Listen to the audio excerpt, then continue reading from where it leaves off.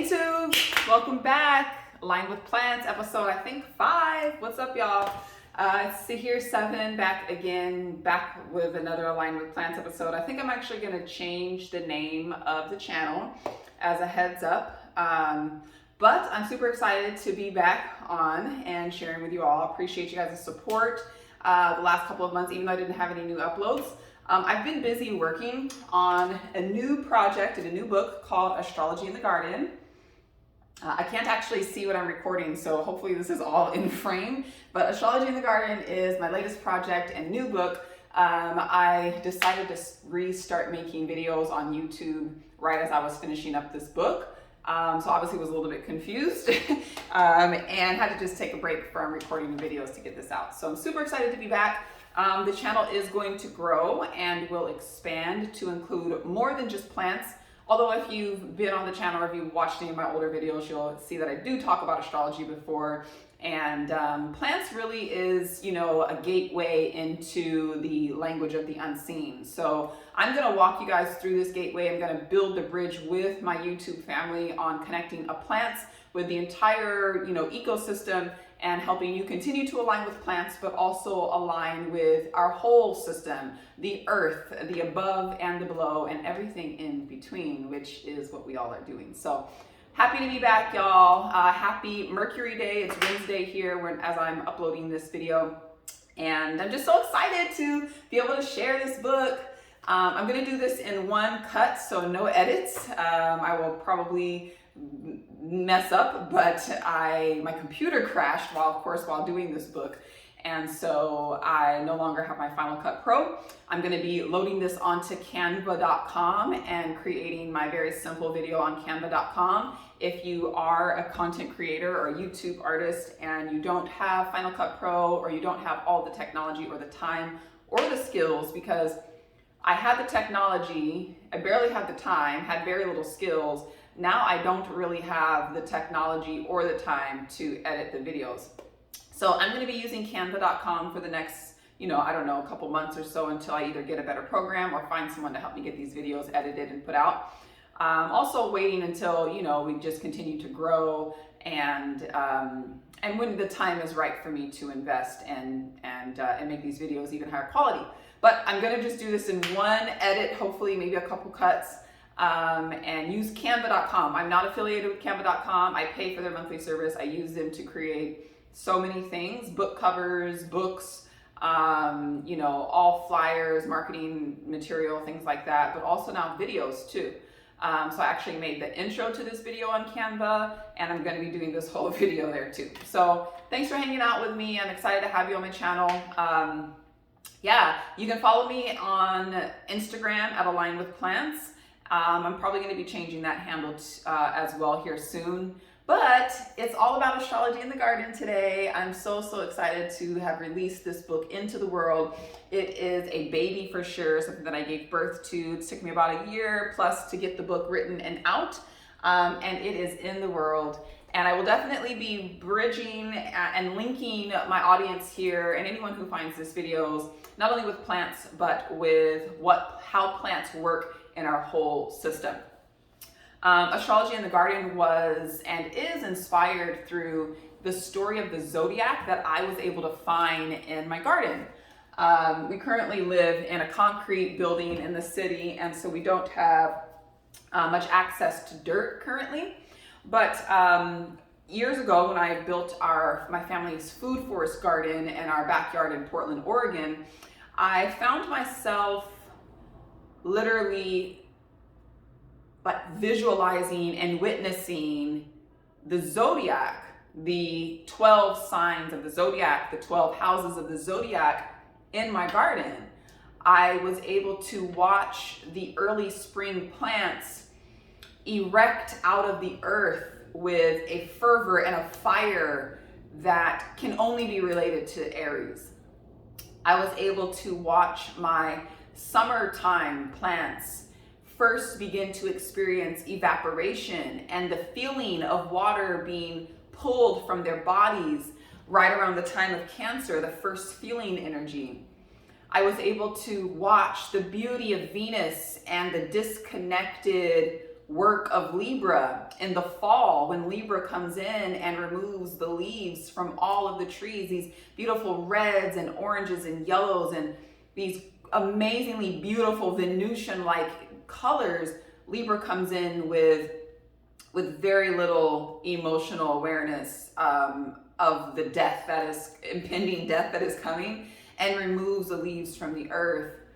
I was able to watch how Capricorn in the dead of winter makes everything silent and still and brings together and congeals the work of the whole year together into strong, firm foundations and provides us with the foundation for the rest of the year. This story and all of the details of how you can find the zodiac in the plants of your garden in a year is the foundation and the inspiration of this book. You will also learn how to read a natal chart to begin to learn to read a natal chart in the book. You will dig deeper into the whole philosophies of astrology. What I'm really interested in is connecting the universality or the universal unseen language of our world. You know, depending on where you're at on the earth, you will have a particular perspective and story as to how creation came to be, or how life came to be, or what death is, etc. And there are unlimited amounts of stories. As however many people there have been, that's how many truths and stories there are in regards to what we're witnessing here as living beings. For me, it's very important as a Piscean, a tropical Pisces sun, to unify all of these stories into one that we can all see. And it's the circle of life. It's the story of the circle and the very natural progression that a circle makes. It's what we're all experiencing here. And so Astrology in the Garden it's my attempt to introduce the world to a holistic perspective and study of astrology, and to empower you to use astrology and the energy of your environment and the energy of the day you were born to fuel your life and to maximize your beingness and your here-ness. You know, we all have energies that are particularly strong, or that we are, you know, more adept at using or working with than others. And it's your birthright to know these energies, to know how in which you can use them, and to actually use them in your life. So Astrology in the Garden will be bringing, you know, not necessarily new ways, but a holistic perspective as how you can bring this into your life and why you want to as well.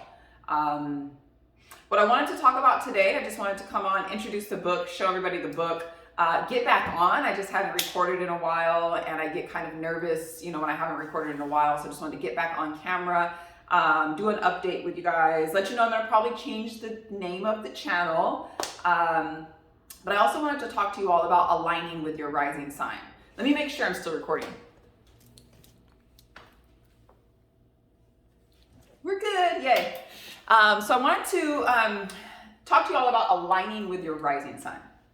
And the rising sign and the house system and the ecliptic, which is going to be a few names that I use here to discuss the rising sign. But I will get in more, we will discuss these things in more detail over time, especially the ecliptic and breaking down the sky.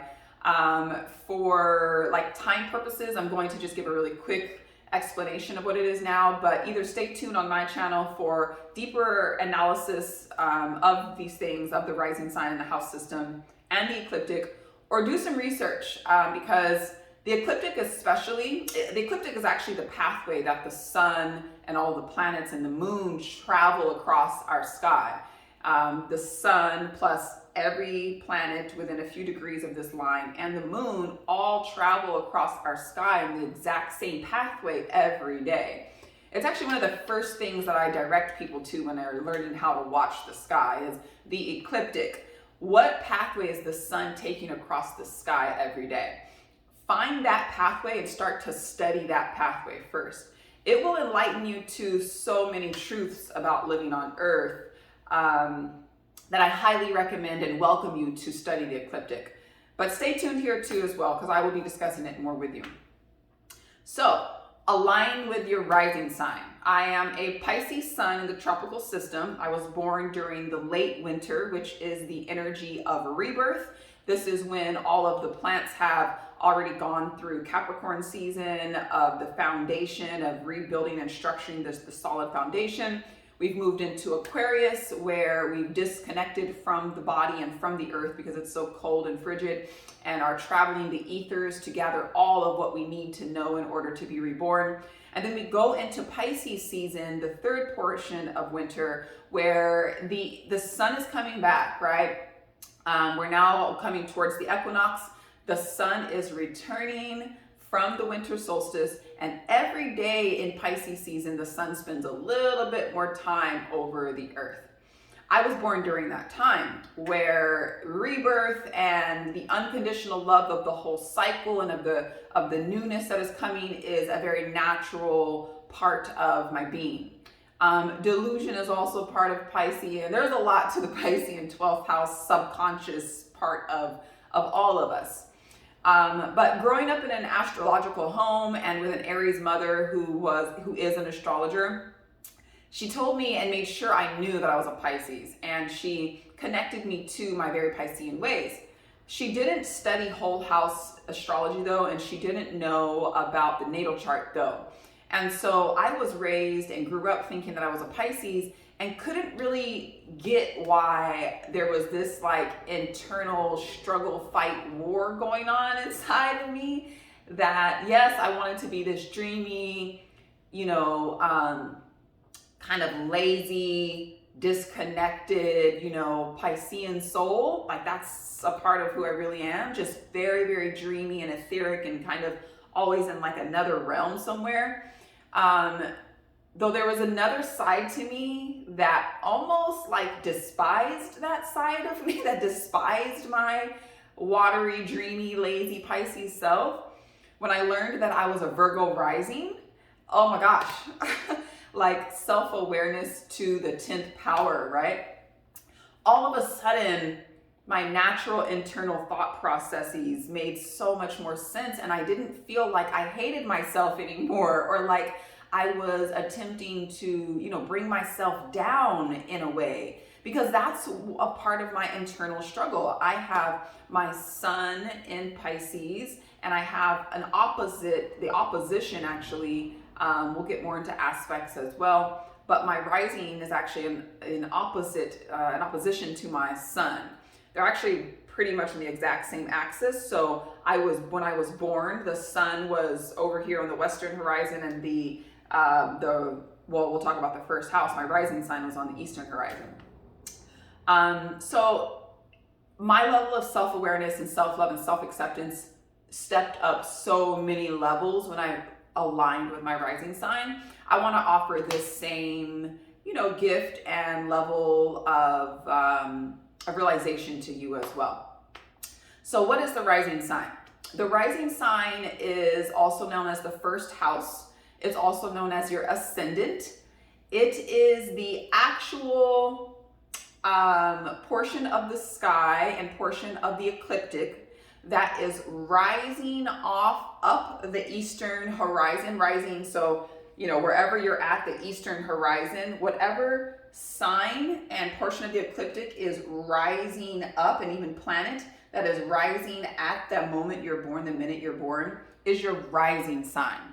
As I said, the ecliptic is the pathway that the sun takes across the sky. Well, it's more than that too. That's the easiest definition of the ecliptic. The ecliptic is also an imaginary, although it's not really imaginary because we can see this line that the sun takes across the sky, but quote unquote, an imaginary circle in the sky. We can only always see half of the ecliptic because we're looking at a full 360-degree circle in our sky or around our Earth.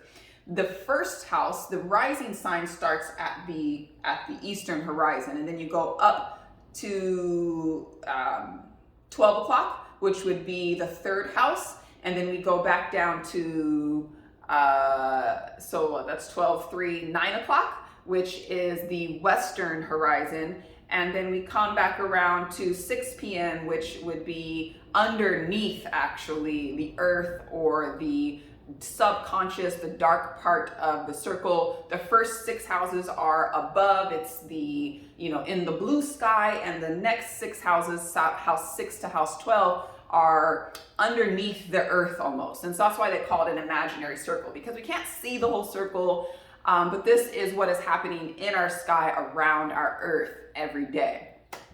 The rising sign is the first portion that we start. Basically, what the rising sign is, we put this circle onto around the earth, and the rising sign is the 3 o'clock part of the circle, and it's the first part that we can see coming up over the horizon. So it literally sets your entire house system. So that's house 1, house 2, house 3, house 4, house 5, house 6, all the way around to house 12. Because of the rising sign, the rest of your 12 houses are set. It takes a picture of what was rising up off of the horizon at the time you were born, and where everything else on the ecliptic and in the sky was at that time. This is like super complex, and I'm new at discussing this with people on video and not having like hours to talk about it. You need a Gemini to like really tune in to this conversation, so it can really explain the details in a very clear way. I can feel my Piscean energy coming in here, but I'm doing the best that I can. And if you hang out with me long enough and talk to me, listen to me long enough, it will make sense to you too. So it's a snapshot. Everything is set in place, and the rising sign is leading the way. It's literally leading the entire picture of the sky.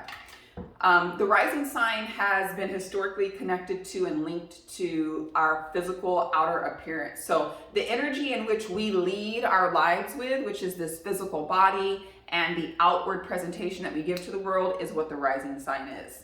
Let me make sure I'm still recording. We're still recording. It's 17 minutes, so I'm almost done. That is what the rising sign is representative of. It's the way in which we present ourselves to the world. It's the way in which the sky presented itself to the world at the moment or the minute that you were born.